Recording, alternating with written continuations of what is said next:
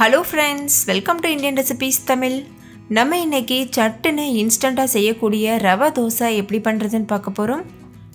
நம்ம மாவு அரைச்சி செஞ்சால் எந்த அளவுக்கு பெர்ஃபெக்டான தோசை இருக்குமோ அதே போல் இன்ஸ்டண்ட்டாகவும் நம்ம செய்ய முடியும். நார்மலாக நம்ம பண்ணுற ரவை தோசையை விட இது ரொம்பவே நல்ல மொறுமொறுப்பாக ரொம்ப பெர்ஃபெக்டாகவும் இருக்கும்.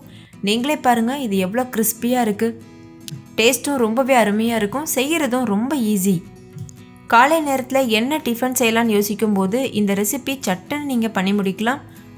பிகினர்ஸ் கூட ரொம்ப சுலபமாக பண்ணலாம். இப்போ வாங்க இந்த டேஸ்டியான ஈஸியான ரவை தோசை எப்படி பண்ணுறதுன்னு வீடியோக்குள்ளே போய் பார்க்கலாம். வீடியோக்குள்ளே போகிறதுக்கு முன்னாடி நம்ம சேனல் இந்தியன் ரெசிபீஸ் தமிழை சப்ஸ்கிரைப் பண்ணிக்கோங்க. கூடவே இருக்க பெல் சிம்பலையும் கிளிக் பண்ணிக்கோங்க. அப்போ தான் நான் தினம் அப்லோட் பண்ணுற புது புது ரெசிபிஸை நீங்கள் மிஸ் பண்ணாமல் பார்க்க முடியும். ஃபஸ்ட்டு ஒரு மிக்சி ஜார் எடுத்துக்கோங்க. அதில் 1 கப் அளவு ரவை சேர்த்துக்கோங்க. பெரிய பெரிய ரவையாக இருக்கும்ல, அது சேர்க்கக்கூடாது. நல்லா ஃபைனாக இருக்கிற ரவை தான் சேர்க்கணும்.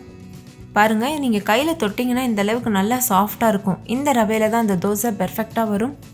இப்போ இதை நைஸாக அரைச்சிட்டு எடுத்துகிட்டு வந்துடலாம். பாருங்கள், இது கரெக்டான கன்சிஸ்டன்சி. இந்த அளவுக்கு நைஸாக அரைச்சிடுங்க. அரைச்சதுக்கப்புறமா இதை ஒரு ஓரமாக வச்சுருங்க. இப்போ ஒரு மிக்சிங் பவுல் எடுத்துக்கோங்க. அதில் நம்ம அரைச்சி வச்சுருக்க ரவையை சேர்த்துருங்க. 1 கப் ரவைக்கு 1 கப் அளவு கெட்டியான புளிக்காத ஃப்ரெஷ்ஷான தயிர் சேர்த்துக்கோங்க. 2 டேபிள் ஸ்பூன் கோதுமை மாவு, 1 டீஸ்பூன் உப்பு இதெல்லாம் சேர்த்துட்டு தேவையான அளவு தண்ணி சேர்த்து இது நல்லா மிக்ஸ் பண்ணிக்கோங்க. ஒரு விஸ்கை வச்சு கொஞ்சம் கூட கட்டிகள் இல்லாமல் நல்லா இதை மிக்ஸ் பண்ணிக்கோங்க. தண்ணி எடுத்ததும் நிறைய சேர்த்துறாம கொஞ்சம் கொஞ்சமாக சேர்த்துட்டு நீங்கள் மிக்ஸ் பண்ணிகிட்டே இருக்கணும். இப்போ பாருங்கள், இது நல்லா மிக்ஸ் பண்ணியாச்சு. இதை மூடி போட்டு மூடிட்டு ஒரு 15 நிமிஷம் அப்படியே ஊற விட்டுருங்க. இது நல்லா ஊறட்டும். இப்போ 15 நிமிஷம் ஆயிடுச்சு. இந்த மாவு நல்லா ஊறியிருக்கு. பாருங்கள், நல்லா கெட்டியாயிருக்கு. இதில் இன்னும் கொஞ்சம் தண்ணி சேர்த்து தோசை மாவு பதத்துக்கு நல்லா இதை கரைச்சி எடுத்துக்கோங்க. இதில் 1 டீஸ்பூன் பேக்கிங் சோடா சேர்த்துக்கோங்க.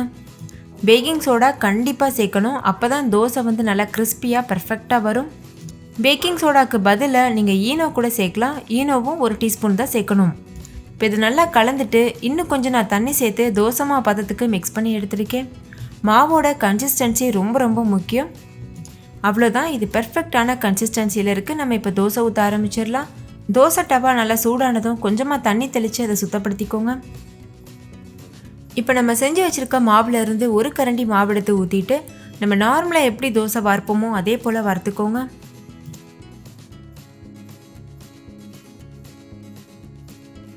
தோசை ஊற்றுனதுக்கப்புறமா கொஞ்சமாக அதில் எண்ணெய் இல்லைன்னா நெய் சேர்த்துக்கோங்க. அப்போ தான் இது நல்லா மொறுமொறுப்பாக வரும். இப்போ இது நல்லா கிறிஸ்பியாக வேகிறது வரைக்கும் வேக வச்சுக்கோங்க. இப்போ பாருங்கள், கலர்லாம் நல்லா சேஞ்ச் ஆக ஆரம்பிச்சிருச்சு. இப்போ தோசையை ஒரு மடி மடிச்சுட்டு இது போல் வெளியில் எடுத்துருங்க. நீங்களே பாருங்கள், எவ்வளோ மொறுமொறுப்பாக சூப்பராக இருக்குது. இதே போல் மீத இருக்க எல்லா மாவுலையும் நம்ம தோசை ஊற்றி எடுத்துடலாம்.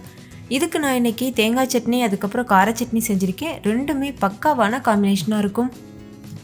நீங்களே பார்த்தீங்கல்ல, இன்ஸ்டண்ட்டாக ரொம்ப சுலபமாக நம்ம பண்ணி முடிச்சிட்டோம். ஸோ ஃப்ரெண்ட்ஸ், கட்டாயம் வீட்டில் இதை ட்ரை பண்ணி பாருங்கள். இந்த ரவை தோசை உங்கள் எல்லாருக்கும் ரொம்ப பிடிச்சிருக்கோன்னு நம்புகிறேன். இதுக்கு கூடவே கார சட்னி நம்ம சேனலில் ஆல்ரெடி அப்லோட் பண்ணியிருக்கேன். நீங்கள் போய் செக் பண்ணி பாருங்கள். இந்த ரவை தோசையை நீங்களும் உங்கள் வீட்டில் ட்ரை பண்ணிவிட்டு டேஸ்ட் எப்படி இருந்ததுன்னு கமெண்ட்டில் சொல்லுங்கள். இன்னொரு சூப்பரான ரெசிபியோட நான் உங்களை சந்திக்கிறேன். அதுக்கு முன்னாடி நம்ம சேனல் இந்தியன் ரெசிபீஸ் தமிழை சப்ஸ்கிரைப் பண்ணிக்கோங்க. கூடவே இருக்க பெல் சிம்பலையும் கிளிக் பண்ணிக்கோங்க.